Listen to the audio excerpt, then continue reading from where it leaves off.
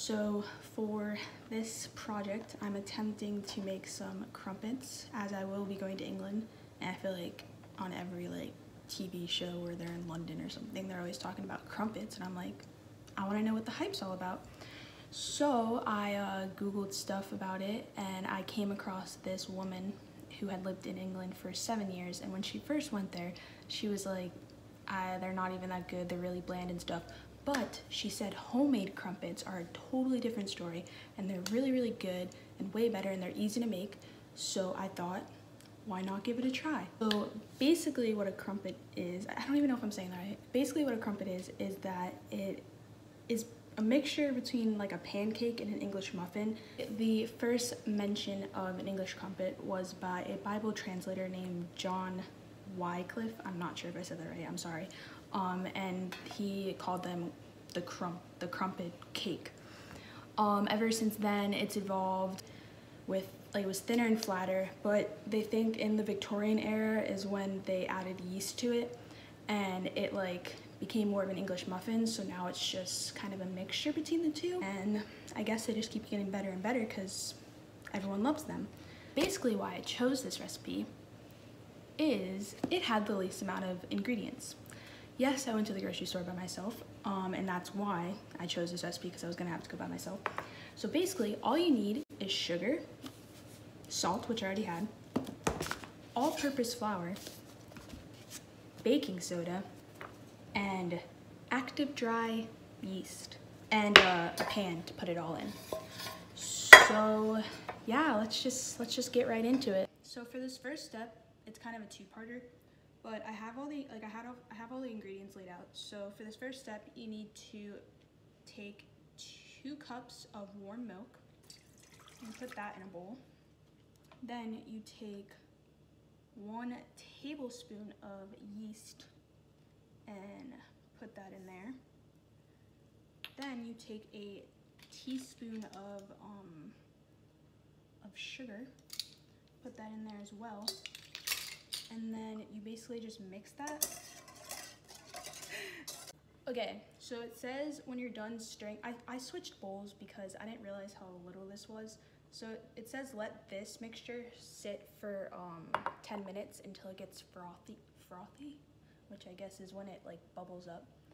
So while we're waiting for that, we have to take our 2 cups of flour, all-purpose flour, and throw that in a big bowl. Then you take a teaspoon of salt and throw that in there.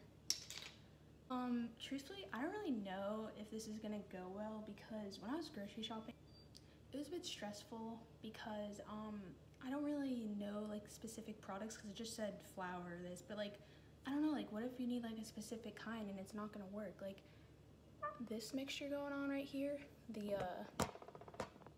know if you can see that, the yeast and the sugar and the warm milk, it says let it sit, but how do you know when it gets when it's frothy? Okay, I see what they're saying now. You can see how it's kind of starting to, I don't really know what it's doing, but it's doing something, so I'm hoping that's a good sign. All right, I have good news. It's frothed. I don't really know if you can see that. You see that? There's a lot of bubbles, so I think that means it's done. So now we take our flour and salt and mix this with that. And we have to just stir, I guess. And it says stir until there is a thick dough. This is fun. Oh wow, okay, that's really thick. We're having some technical difficulties. The dough got really, really stuck in the whisk. So I just finished whisking. I don't know if that's a word. And we have a very, very doughy, thick dough formation like they said. So I think that's a good sign.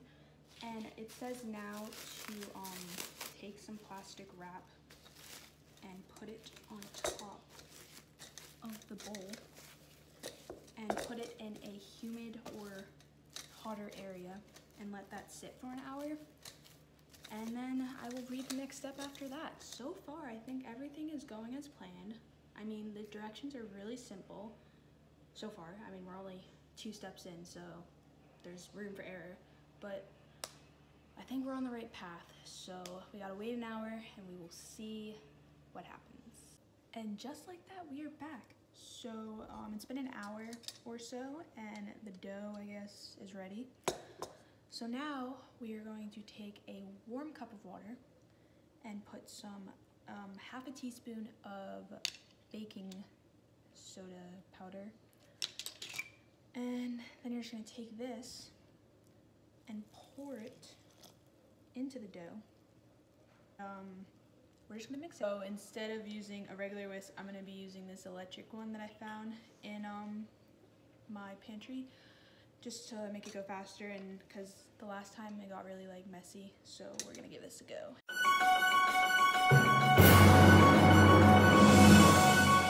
So after you do that, you are going to cover the bowl again with plastic wrap and put it in a warm area. I have placed it on my stove with like a light over it just to give it some heat, and you let that sit for 30 minutes.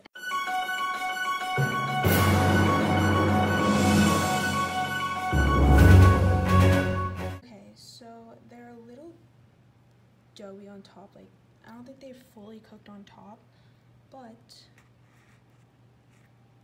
nothing came up, and that's a good sign. So I'm gonna try them out and see how they taste. So I'm gonna try it with my my friend Sadie. So yeah, let's just do it. Oh, cheers. Be real. Okay.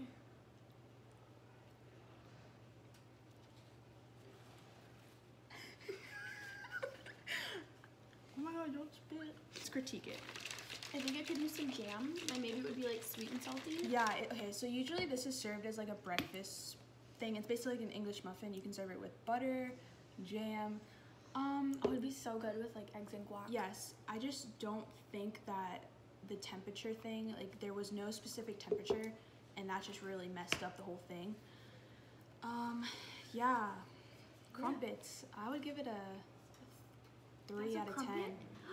The whole cooking thing wasn't that bad. I'm definitely gonna try one in London because they'll definitely be 10 times better than what I just made. It was a good experience though.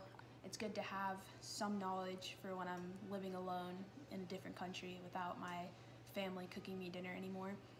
So yeah, that's all I got.